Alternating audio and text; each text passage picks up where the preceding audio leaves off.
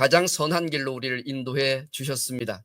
그리고 2025년 이 새해에도 더 선한 일로 이끌어 가실 것을 믿습니다. 여러분 믿음의 고백과 선포대로 되기를 예수님의 이름 축복합니다. 지난주는 저희가 신년 말씀 성회를 외부 강사 목사님 모시고 누가복음에 있는 말씀을 함께 좀 묵상을 했었는데요.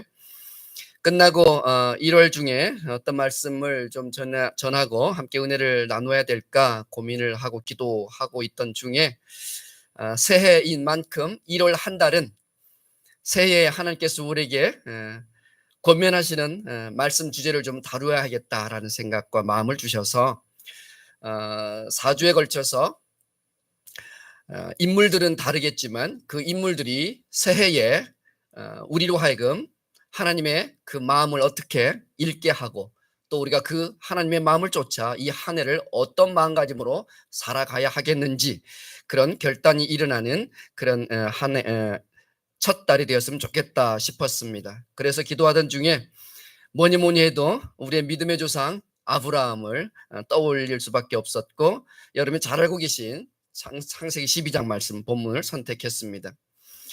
창세기 1장과 11장까지 우리는 그 창세기의 이야기를 원역사라 이렇게 이야기합니다. 이 원역사에는 슬라이드 넘길 수 있어요? 원역사에는 4가지 스토리가 기록되어 있습니다. 오늘 우리가 창세기 12장 아브라함을 만나기 전에 이 원역사에 관한 이야기를 잠시 짚고 넘어가야 합니다.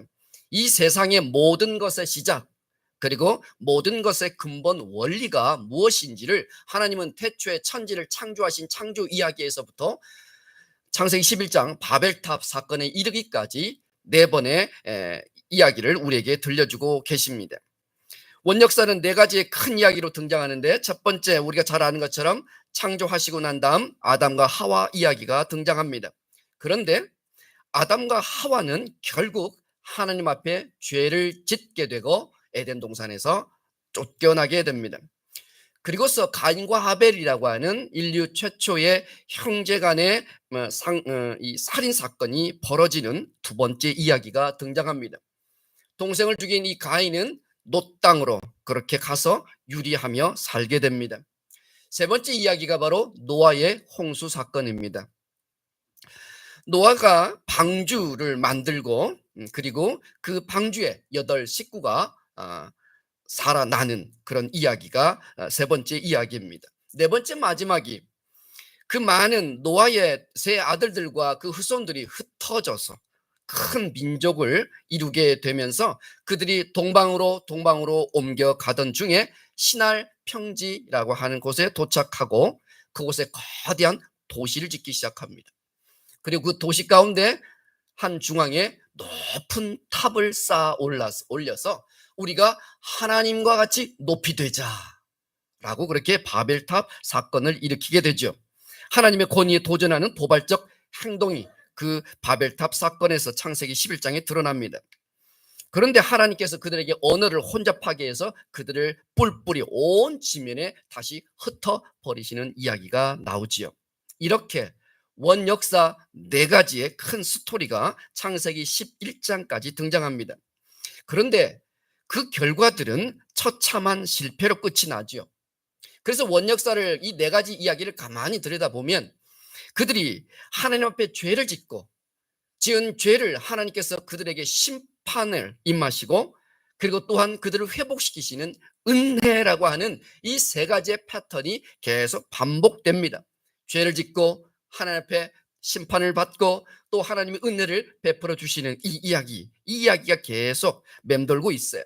그런데 아주 독특하게 마지막 이야기 바벨탑 사건은 하나님의 은혜가 비춰지지 않습니다. 아담과 하와에게는 하나님이 가죽옷을 입혀서 내보내셨죠. 가인에게는 광야에서 유리하지 않게 하고 놋 땅에 가서 살 수 있도록 하나님께서 허락해 주셨어요. 노아와 그 8 가족은 방주에서 다시 생명을 보존하게 해 주셨어요. 그런데 11장에 나오는 바벨탑 사건만큼은 하나님이 어떤 은혜도 그들 가운데 베풀지 않으시는 것을 보게 됩니다.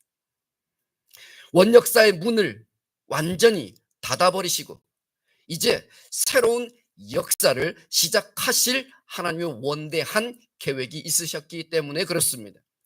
이 원역사의 문을 닫고 새로운 역사, 하나님의 구원의 역사의 새 주인공을 내세우셔서 그에게 이제 바벨탑 사건을 통해서 그들 다 흩어버렸던 그들 가운데 여호와 하나님께서 찾으시는 바로 그 사람, 그 사람에게 이제 하나님의 은혜를 부으시기 위하여 마지막 바벨탑 사건에는 은혜가 없습니다. 하나님을 대적하고 하나님의 권위와 권자를 찬탈하려고 했던 어리석고 교만한 인류는 온 지면에 흩어져 버렸어요. 언어도 달라졌고 민족도 나뉘었고 동서남북으로 뿔뿔이 흩어지며 살게 되었습니다. 인류는 삶의 목적도 삶의 가치도 잃어버린 존재가 되어버렸어요. 광야 가운데 방황하며 유리하며 하나님 없이 살아가는 비참하고 불쌍한 인생이 되어버린 것이죠. 그렇게 세월이 장장 427년이 흘렀습니다. 42년이 아니라 427년이 흘렀습니다.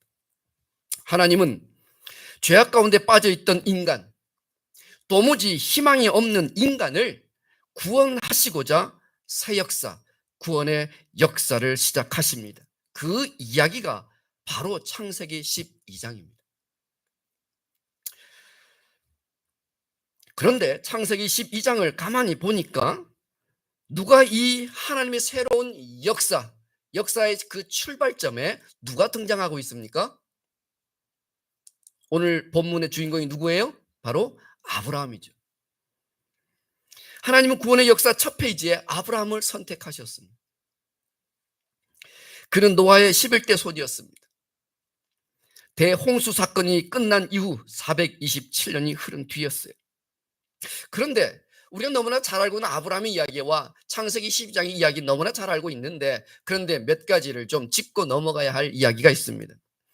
세 가지 질문을 하면서 우리가 그 말씀을 좀 짚어보고자 하는데, 아브라함이 하나님을 찾고 발견하신 겁니까? 한 겁니까? 아니면 하나님이 아브라함을 찾아오신 겁니까? 12장 1절에 보니까 이렇게 시작되고 있죠. 읽어보실까요? 시작. 여호와께서 아브라함에게 이르시되, 누가 오신 거예요? 여호와께서 아브라함을 찾아오신 거예요. 아브라함이 하나님을 발견한 게 아니라 하나님이 아브라함을 직접 찾아오신 거예요. 이것이 첫 번째 우리가 생각해 보아야 될 꼭지점이고, 또 하나 다른 두 번째 질문을 해볼게요. 아브라함과 그 가족이 있었을 거 아닙니까? 과연 그들은 여호와를 만나기 전에 여호와 하나님을 믿는 그런 여호와 신앙을 가지고 있었을까요? 우상을 숭배하며 살고 있었을까요?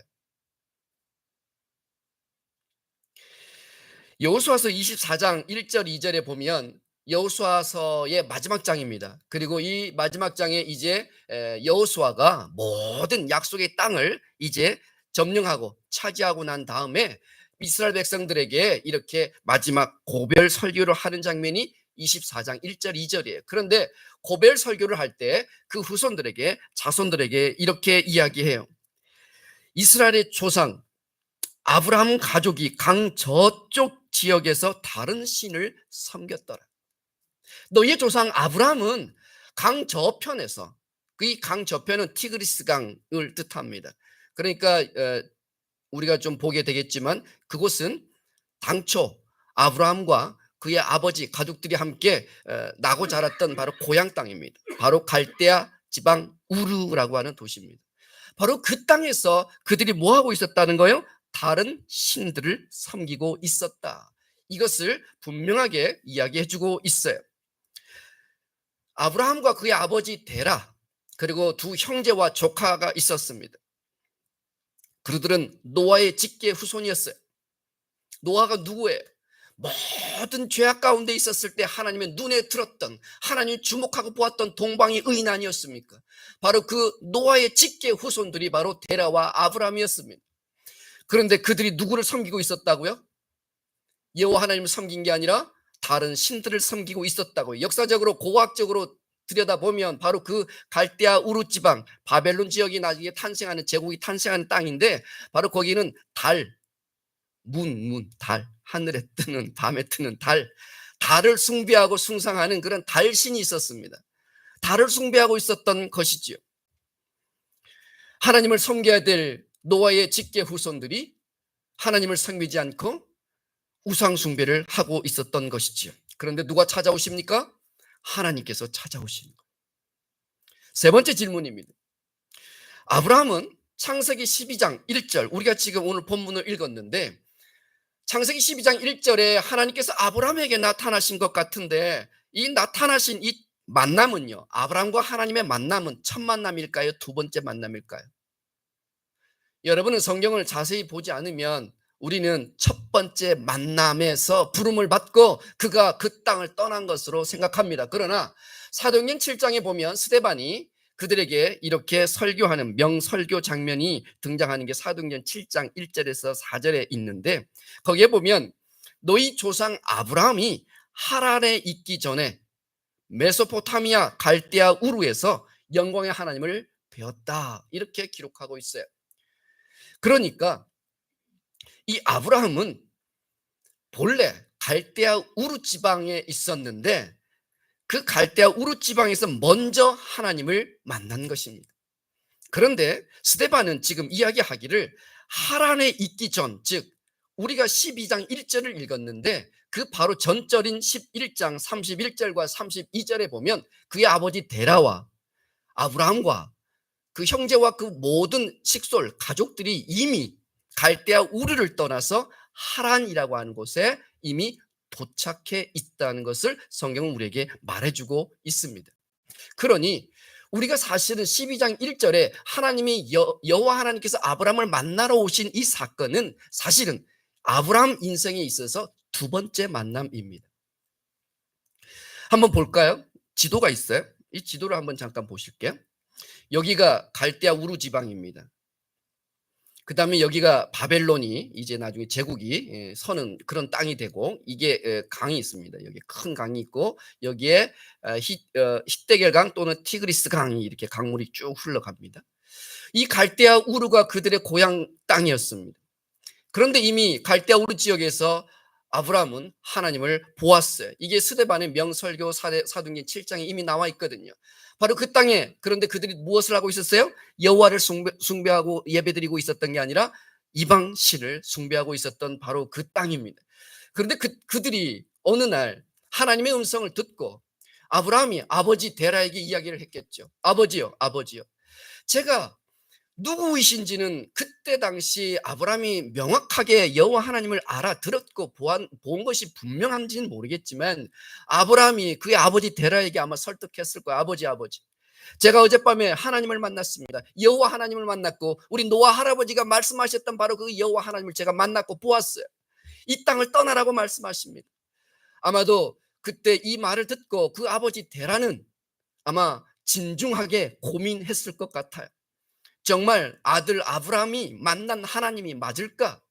만일에 맞다면 우리 조상 때부터 믿고 왔던 그 여호와 하나님, 그분께서 지시하고 인도하실 그 땅으로 우리가 가는 것이 맞을까? 아마 밤새 몇 날 며칠 고민했을 거예요. 그리고는 어느 날 식솔들을 다 데리고, 그리고 그들의 재산들을 다 정리해서 이 자녀들을 다 데리고 어디로 갑니까? 여기 하란을 도착합니다.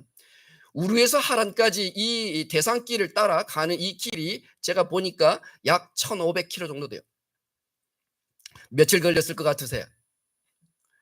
하루는 아니겠죠? 자동차도 없습니다. 낙타를 타고 가야 해요. 많은 짐승들, 양들을 또 낙타를 또 데리고 가야 하니까 또 식솔들 중에는 종들이 있었을 것이고 뭐 나이 든 사람, 젊은 사람 있었을 것인데 그 걸음으로 가자고 하니 몇 개월은 좋게 걸렸을 겁니다. 그렇게 그들은 하란에 도착을 해요. 그리고서 사실은 창세기 12장에 우리가 읽고 있는 그 본문은 여호와께서 우르에 있는 아브라함을 부르신 게 아니라 하란에 거주하고 있는 아브라함을 부르신 사건이에요. 그들의 1차 여정이 우르에서 시작되긴 했는데 결국 하란에 멈추게 됩니다. 그리고는 12장 바로 앞절에 데라는, 아브라함의 아버지 데라는 나이가 205세가 되어서 하란에서 죽었더라. 아버지 데라와 그 식솔들 중에 일부분은 이 하란 땅에 그냥 머물게 됩니다. 아브라함도 역시 아버지를 따라서 하란까지 쫓아왔지만 그러나 그 땅에서 멈추고 계신 그 아버지 곁에 그만 그도 멈추고 있었습니다. 하나님께서 부르셨던 그 부르신 콜링에 그는 순종을 끝까지 하지 못하고 있었던 상황이었어요. 제가 다시 연구를 계속 해보니까 이 하란 땅에 그러면 아브라함이 얼마나 거주했을까 계산을 해보니까 최소한 좋게 30년에서 40년은 돼요. 하란 땅에서 3, 40년 세월을 보내고 그렇게 훌쩍 그런 시간이 지나갑니다. 바로 그렇게 하란 땅에서 머물고 있고 하나님께서 가라고 하신 그 땅까지 가지 못하고 중간쯤에 머물러 있고 머뭇거리고 있었던 바로 그 아브라함에게 하나님이 오늘 창세기 12장에 다시 나타나셔서 말씀하시고 그를 만나고 계시는 거예요. 그것이 오늘 창세기 12장 1절입니다. 사랑하는 성도 여러분, 우리가 하나님을 만난 것은 하나님의 전적인 은혜인 줄 믿습니다. 여러분이 하나님을 만나러 간 게 아니라 하나님이 여러분을 찾아와 주신 것입니다. 아브라함이 하나님을 만난 것이 하나님의 오랜 기다림과 인내의 결과였습니다. 제가 말씀드렸잖아요. 바로 아브라함이 하나님을 만난 이 사건은 무려 노아의 홍수 사건이 끝나고 427년 뒤의 사건이라고요. 노아의 이 11대 손이 바로 이 아브라함이었거든요. 하나님은 이 아브라함에게 새로운 구원의 역사를 시작하시기 위하여 기다리고 또 기다리고 또 기다리셨습니다. 그 해가 한 해가 아니요 10년이 아니요 100년이 아니요 427년이나 무려 여호와 하나님은 오랜 시간 인내하고 기다리셔서 급기야 하란 땅에 머뭇거리고 있었던 바로 그 아브라함을 다시 만나게 되신 것이에요. 저와 여러분에게 하나님은 몇 년을 기다리셨어요. 우리를 버리지 않고 입금으로 후 불어서 날려버리지 않고 우리를 심판하지 않고 기다려 주셔서 급기야 나를 만나 주신 것이에요. 이것이 하나님의 은혜입니다. 이것이 새 우리가 생각해 보아야 할 하나님의 은혜인 줄 믿습니다. 우리의 구원은 우연이 아니에요. 하나님의 오랜 기다림의 열매예요. 하나님이 만일 우리를 기다려 주시지 않았다면 우리는 하나님을 결코 알지 못했을 거예요. 결코 우리는 구원받지 못했을 거예요. 결코 여호와 하나님의 구원의 역사는 나를 통해서 시작되지 못했을 거예요. 누구의 은혜예요? 하나님의 은혜입니다. 누가 기다리신 거예요? 하나님이 기다리신 거예요. 427년 아브라함을 기다리셨다면, 아브라함을 만나기 위해서 하나님이 기다리셨다면 우리를 위해서, 나를 만나기 위해서 427년을 기다리지 못할 일이 없으셨겠지요. 그래서 제가 계산해 봤어요. 역산해 봤어요. 2024년이니까 빼기 427년은 도대체 몇 년일까? 1597년이에요. 1597년 서기, 그 시대는 이순신 장군이 한참 명랑대전을 하고 있었을 때예요. 하나님은 그때도 우리를 기다리고 계셨던 거예요. 생각해 보니까, 다시 추적해 보니까요, 평민들까지, 우리처럼 이런 평민들까지 족보를 가진 시기, 그 편만하게 족보를 가진 시기가 18세기래, 18세기.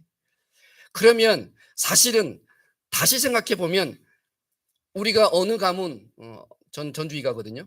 전주이가부터 해가지고 김해 김씨부터 해서 경주 김씨 많으실 텐데, 그런데 여러분이 그런 족보를 갖고 여러분의 조상을 찾아 그 18세기까지 가 보아도 427년이 안 돼요. 여호와께서는 우리의 족보가 있어서 우리 가문과 우리 지파와 우리 족보가 그 있기 전부터 나를 기다리고 또 기다리셨다는 거예요. 하나님은 오랜 인내와 그리고 기다림의 열매가 바로 저와 여러분인 것을 믿으시기 바랍니다. 그것이 첫 번째 은혜입니다. 두 번째 은혜 생각해 보아야 될 것은 하나님은 우리를 결코 포기하지 않고 끝까지 추적하신다는 거예요. 창세기 12장은 아까 말씀드린 것처럼 아브라함을 하나님이 처음 만난 게 아니에요. 두 번째 만나셨어요. 처음에 우르에 있을 때 우르 땅에서 떠나라고 말씀하시고 내가 지시할 가나안 땅으로 가라고 말씀하셨을 때 그들이 떠나기는 했는데 그만 중도에 그냥 포기하고 그곳에서 여기가 좋사오니 하고는 그냥 절푸덕 주저앉은 거예요. 바로 그들을 여호와 하나님께서는 거저두지 아니하시고 버리지 아니하시고 다른 사람 다시 찾지 않고 도리어 다시 찾아가시는 거예요. 3, 40년이나 세월을 허송세월 보내고 있었던 아브라함을 다시 하나님이 찾아가신 거예요. 그리고 마음의 문을 두드리신 거예요. 아브라함이 하란의 마음을 빼앗겨 있을 때에도 하나님은 그를 주목하고 계셨던 거예요. 가나안 땅에 가야 할 사명도 있고 하나님을 만났던 그 만남의 그 설렘도 있고 살았던 그 아브라함을 하나님은 포기하지 아니하시고 끝까지 그를 추적하여 그를 주목하고 계셨던 것이죠. 그리고는 그를 다시 일으켜 세워주시는 거예요. 다시 그의 손을 붙잡아 주시는 거예요. 내가 너에게 명령한 바로 그 가야 할 땅, 지시할 땅으로 넌 다시 가야 한다 라고 하나님이 그를 다시 한번 부추겨 주시는 것이죠. 사랑하는 여러분, 하나님은 결코 우리를 포기하지 않으십니다. 우리 자녀들, 우리 가족들은 하나님을 절대 포기하지 않으실 겁니다. 그 하나님은 무려 427년을 기다리신 분이세요. 우리가 살아야 80이요 100년을 살 텐데 우리 가족들 구원해달라고 여러분 기도하고 있는 그 기도의 눈물, 그렇게 기다려봐야 100년을 다 기다리지 않아도 여호와 하나님께서는 그 일을 하실 거예요. 요엘서 2장 13절 이하에 보니까 그는 은혜로우시며 자비로우시며 노하기를 더디하시며 인내가 크시사 뜻을 돌이켜 재앙을 내리지 아니하시느니라. 하나님의 그 인자심과 오랜 인내와 기다림이 있기에 오늘 저와 여러분이 구원을 얻었고 우리 가족들이 구원을 얻을 줄 믿습니다. 우리가 하나님보다 세상에 관심을 둘 때에도 하란과 같은 세상의 성공과 명성과 부귀의 마음을 빼앗겨 하나님을 멀리 할 때에도 하나님에 대한 첫사랑을 잃어버려서 방황할 때에도 하나님은 우리를 끝까지 포기하지 않으십니다. 우리의 사랑은 불완전해서 포기할 수 있지만 하나님의 사랑은 완전하여 포기가 없습니다. 그것이 우리에게 은혜입니다. 우리가 너무나도 잘 알고 있는 축복이 아브라함에게 하나님께서 주신 축복이 2절에서 3절에 7가지 축복이 나옵니다. 이 히브리어 원문을 보면 우리 말로는 이렇게 이어져 있어서 이게 잘 눈에 띄지 않지만 히브리 원본에는 이것이 다 병렬 구조로 되어 있습니다. 병렬 구조. 그래서 그걸 다시 한번 쭉 정리를 해보면 이렇게 됩니다. 한번 우리 한 절씩 읽어볼까요? 시작. 내가 너로 큰 민족을 이루게 하겠다. 여호와께서는 아브라함에게 큰 민족을 이루어주겠다고 말씀하세요. 그런데 너무 역설적인 거 아십니까? 지금 아브라함에게는 그 안에 사례 가운데 아이가 없습니다. 임신을 하지 못했어요. 불임이에요. 그 안에 사례는. 이때 당시만 해도. 그런데 여호와 하나님께서는 내가 너에게 큰 민족을 이루게 해 주겠다. 누가 하시겠다는 거예요? 하나님이 하시겠다는 거예요. 내가 주어가 나예요. 여호와 하나님이시라고. 그래서 결국은 이스라엘이라고 하는 큰 민족을 이루어 나라를 만들어 주시지 않습니까? 이 약속은 그렇게 하나님의 뜻에 따라 의지에 따라 이루어지는 것이죠. 두 번째 축복을 한번 읽어볼까요? 시작. 내가 너에게 복을 주겠다. 복은 누가 주시는 겁니까? 하나님이 주시는 줄 믿습니다. 그런데요, 이 복이 처음 등장한 장면이 있습니다. 거기가 어딘지 아십니까? 에덴 동산에서 여호와 하나님께서 아담과 하와를 만드시고 난 다음에 그들을 창조하신 6째 날 그들을 만들어 놓으시고 제일 먼저 하신 게 여호와께서 그들에게 복을 주시니라. 할렐루야. 우리는 하나님께 복을 받는 자들입니다. 아브라함에게 이 에덴의 복을 회복시켜 주신 거예요. 여호와 하나님께서 에덴의 축복을 다시 아브라함에게 회복시켜 주신 게 바로 내가 너에게 복을 주겠다. 세 번째는 뭡니까? 시작. 내가 네 이름을 창대하게 하겠다. 네 이름을 존귀하게 해줄 거야. 네 이름의 명성을 높여줄 거야. 모든 민족과 나라가 네 이름을 부를 거야. 너의 그 이름의 명예를 내가 명예롭게 해줄 거야. 이게 바로 하나님의 아브라함에 대한 약속이었습니다. 저와 여러분, 우리의 이름의 명성은 누가 높여주시는 것입니까? 여호와 하나님이십니다. 신할 평지에서 그들의 바벨탑을 쌓을 때 이렇게 이야기했어요. 우리가 우리의 이름을 내자. 우리가 우리의 이름을 높이자. 그런데요, 그 교만은 여호와 하나님께서 흩어버리셨어요. 우리의 이름이 높아지는 것, 우리의 이름이 칭송되는 것, 인정받는 것, 그것은 여호와 하나님이 하신다는 일이에요. 내 이름을 내 스스로 높이는 게 아니에요. 그것은 흩어지는 죄의 결과일 뿐이에요. 온전히 내 이름이 명예롭게 되고 내 이름이 믿음의 조상의 이름으로 등록되어지는 그 명예의 전당에 올라가는 것은 여호와 하나님이 하시겠다는 것이에요. 네 번째는요. 시작. 너는 복이 될 것이라. 모든 축복의 주체, 주어는 여호와 하나님이신데 이 네 번째 축복이 굉장히 독특해요. 이 네 번째 축복은 그냥 아브라함 너 자체가 복이야 이 뜻입니다. Be your blessing. 네가 복이야. 네가 복. 저와 여러분은 주님 안에서 복덩어리인 줄 믿습니다. 하나님께서 우리를 부르셨기 때문에 아브라함에게 주시겠다고 하신 이 모든 축복이 우리의 축복이거든요. 제가 좀 뒤에 다음 슬라이드에서 그 증거를 제가 다 말씀드릴게요. 다섯 번째 읽어볼까요? 너를 축복하는 자에게 내가 복을 주고 너를 저주하는 자에게는 내가 저주하겠다. 이게 묶여 있는데 히브리어 원문은 하나하나 끊어져 있어요. 그래서 두 가지 축복입니다. 이것은 신인 동체설이라고 이야기하는데 여호와 하나님께서 세상에 아브라함에게 이렇게 이야기하는 너를 축복하는 사람들이죠. 주변의 이웃들, 민족들, 나라들이 너를 축복할 때 내가 너를 축복하는 그 사람을 내가 복 주겠다. 너를 저주하는 사람들을 내가 그들을 가서 저주하겠다. 조금은 우리가 원문을 좀 이해해 보자면 이런 거예요. 하나님은 우리에게 복을 주시는 분이시지 우리를 축복하시는 분은 아닙니다. 그런데 사람이 사람에게 복을 주는 건 아니지만 축복하는 겁니다. 이 축자가 빌축자거든요. 엄밀히 말하면 하나님은 우리에게 복을 주시는 분이세요. 또는 복을 우리 가운데 내려주시는 분이시니까 내릴 강자를 써서 강복이 임하기를 원합니다. 내지는 하나님이 당신에게 복을 주시기를 원합니다. 이렇게 인사하는 것은 맞지만 하나님께서 여러분을 축복하기를 원합니다. 말은 엄밀히 말하면 틀린 말이에요. 사실은 빌축자라고 하는 것은 복을 빌고 그 복을 주는 대상에게 비는 것을 의미하는 것이잖아요. 그런데 여호와 하나님 위에 계시는 분은 아무도 없단 말이죠. 그래서 여호와 하나님께서는 늘 우리에게 복을 주시겠다고 말씀하세요. 여기서도 그렇잖아요. 너를 축복하는 사람이 너 아브라함에게 축복을 하면 복을 나를 통해 빌어주면 내가 너에게 복 주겠다. 그 사람을 복 주겠다. 이렇게 축복과 복이 지금 다른 용어로 쓰여 있어요. 구분하셔야 해요. 본래 원디 정확하게 말하자고 한다면 사실은 사람이 사람을 성도가 성도에게 목사가 여러분에게 복을 비는 축복합니다라고 하는 말은 맞지만 여호와 하나님께 축복해 주소서라고 하는 말은 틀린 말이에요. 사실은 엄밀히 말하면.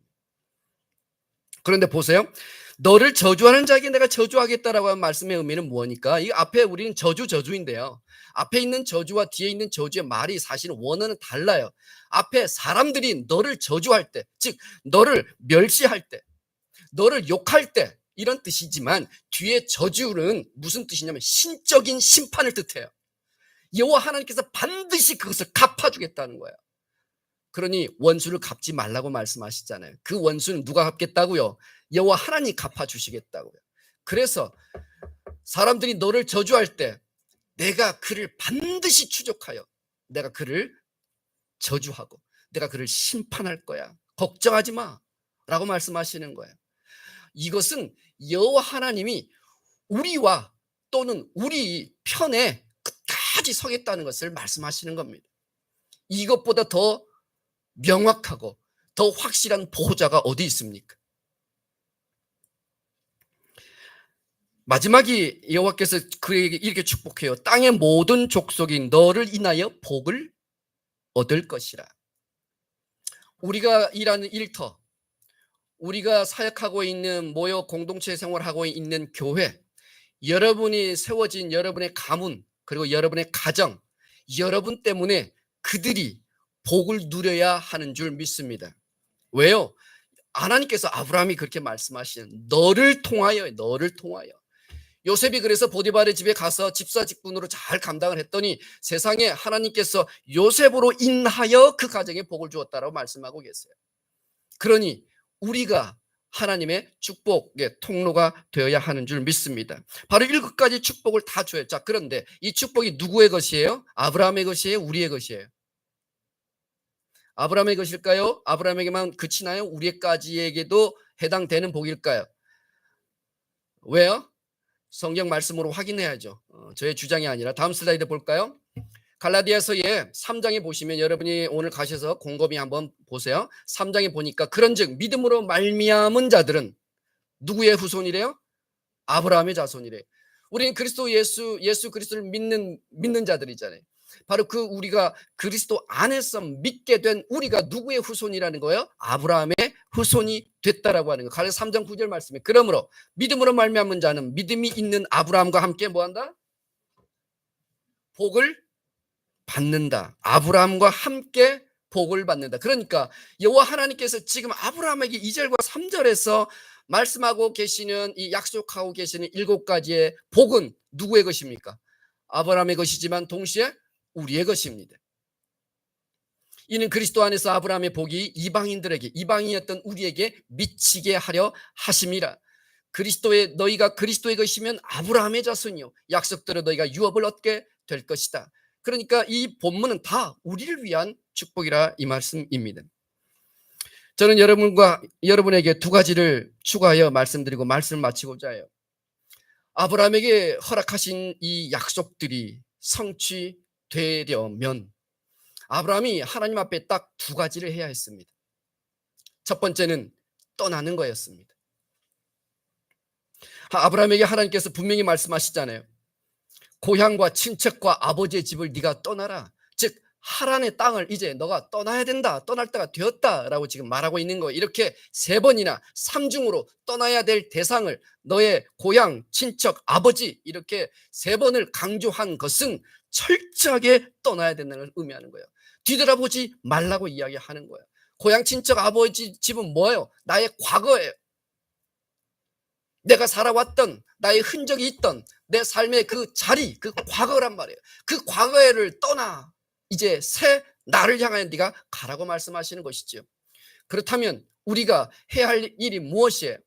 우리도 아브라함처럼 보찜을 싸서 이사를 가야 된다는 말입니까? 아니요. 나의 과거를 떠나라는 거예요. 내 과거를 정리하라는 거예요. 불순종과 불신앙과 하나님과의 거리를 멀어지게 했던 그 모든 것들로부터 너희가 결별하고 그것들로부터 이별하고 그런 각오로 이제 그 자리를 떠나라고 하나님은 말씀하시는 것이에요.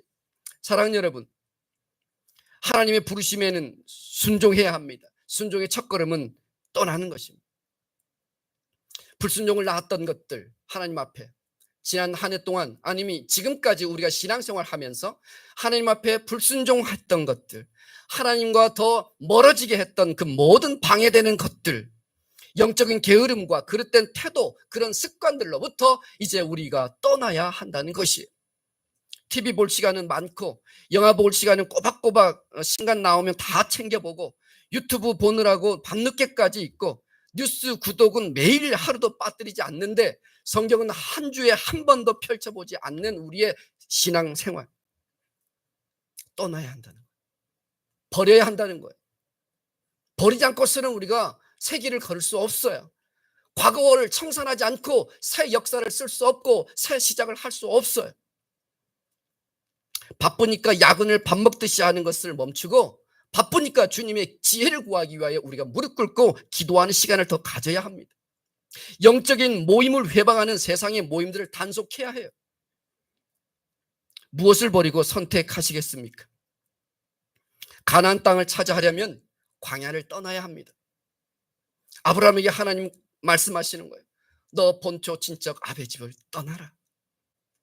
저와 여러분은 떠나는 용기, 그 믿음의 여정의 길을 가시기를 주의 이름으로 축복합니다.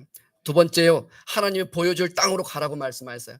떠나면 이제 가야 하지 않겠습니까? 어디든 가야 할 터인데 정말 오늘 성경 본문 우리를 당황스럽게 하는 것은 무엇이냐면 내가 보여줄 땅으로 가라고 말하거든요. 하나님께서는 보여주었던 땅이 아닙니다.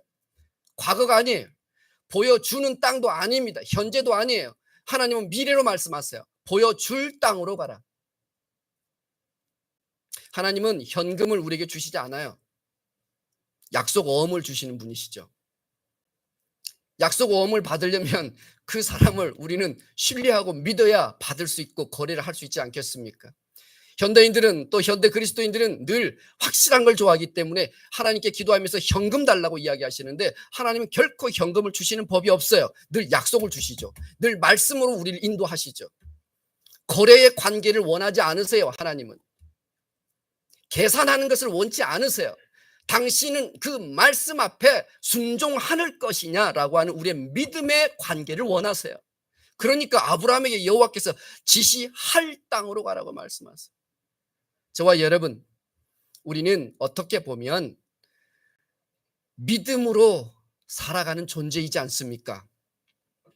계산하면서 눈에 보이는 것, 만져지고 보여지는 것만 쫓아가는 것이 믿음이 아닙니다. 믿음은 늘 우리에게 용기를 요구합니다.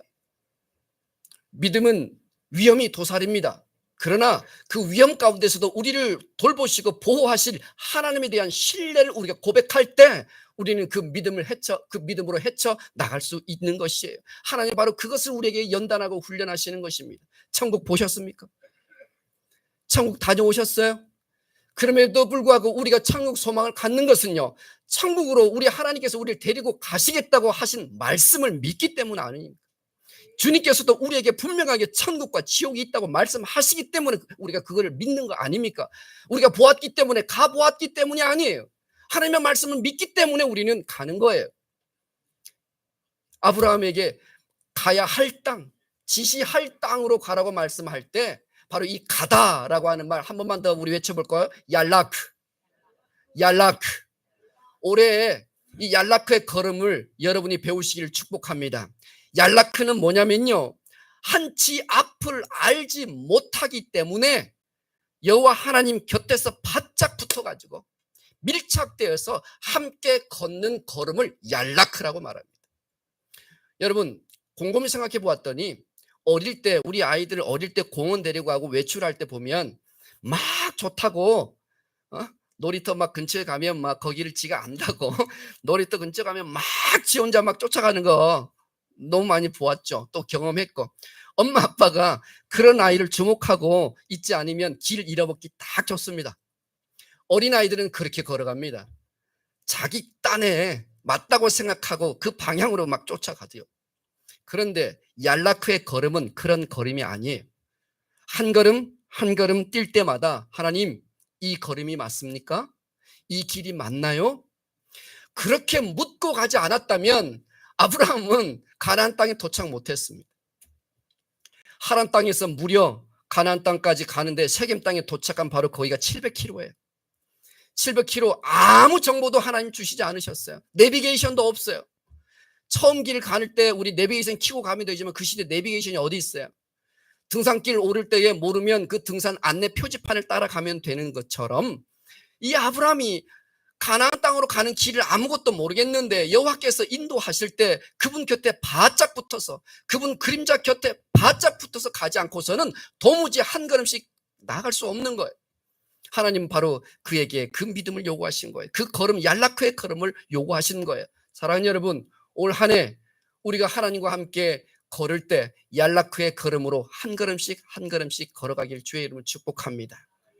그 걸음이 결국은 우리를 가나안 땅을 도착하게 할 겁니다. 결국은 그 걸음 한 걸음 한 걸음 더디 가는 것 같고 답답한 것 같고 너무나 힘든 걸음인데, 그런데 그 걸음 한 걸음 한 걸음 위에 여호와 하나님께서 우리를 결국은 가나안 땅에 도착하게 하시는 거예요. 결국은 믿음을 차지하게 하시는 거예요. 결국은 그 축복을 우리로 하여금 소유하게 하시는 거예요. 사랑하는 여러분, 여호와 하나님께서 아브라함에게 이미 떠나라고 말씀하시고 가라고 말씀하실 때 축복을 다 예비해 두셨어요. 여호와 하나님께서 절대 우리에게 손해볼 일을 시키지 않으신 분이세요. 믿으십니까? 그러면 한 걸음씩 한 걸음씩 여호와 하나님 곁에서 붙어서 얄라크의 걸음으로 주님과 함께 동행하시길 주의 이름 축복합니다. 떠남과 동행, 이것이 새해 첫 주 제가 여러분에게 드리고 싶은 키워드입니다. 이 한 해 우리의 하나님 앞에 불순종하게 하고 가깝게 하지 못하는 그 모든 것들이 무엇이었는지 다시 한번 생각해 보세요. 그리고 그 자리를 과감하게 떨쳐버리시고 새 역사를 향하여 떠나시기를 축복합니다. 떠날 때마다 여호와 하나님 앞에 얄라크의 걸음으로 한 걸음 한 걸음 걸어가시기를 바라요. 바로 그 걸음이 연말 되었을 때 여호와여, 여호와께서 나와 함께 동행하심으로 이 가나안 땅을 내가 차지하게 되었나이다. 그 걸음의 축복이 저와 여러분의 있기를 축복합니다. 함께 우리 기도하시겠습니다. 우리 찬양 하나 하면 좋겠습니다.